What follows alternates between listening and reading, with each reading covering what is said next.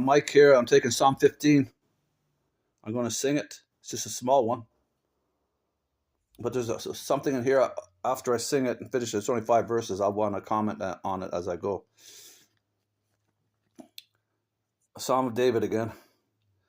Lord, who may dwell in your sanctuary, who may live on your holy hill?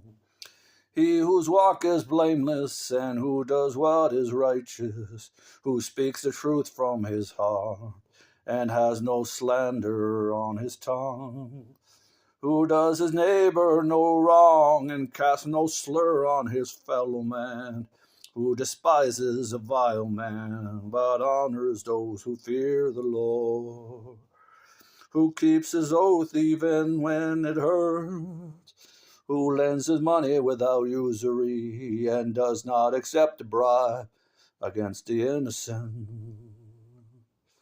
He who does these things will never be shaken.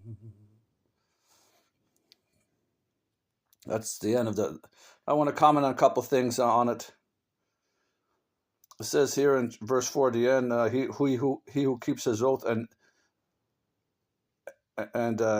even when it hurts. First, the New Testament, don't swear by the earth. Excuse me. It means calling God's name. Don't swear by anything. The earth is God's footstool. The heaven, well, heaven is in the third heaven where it's God's throne. And don't swear by, and then let your ABA, nay be nay, and not by an oath, which means calling God's name, okay?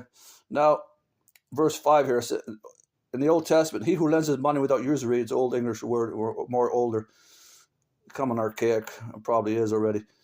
He who lends his money without usury or interest, it's interest now used in synonym, and does not accept a bribe against the Lord. The first part, he who lends his money without usury, interest. Now in the Old Testament,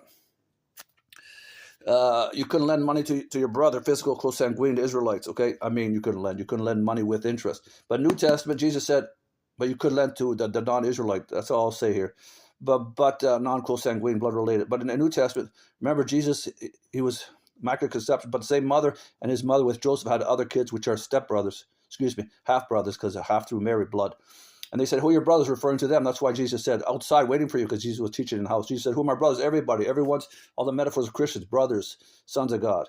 Okay? Brothers to each other. Okay? Christ's brother, really, the first fruits, on and on, the Son of God. All these metaphors. So my point is, so technically, don't lend interest at all, but it doesn't really say that.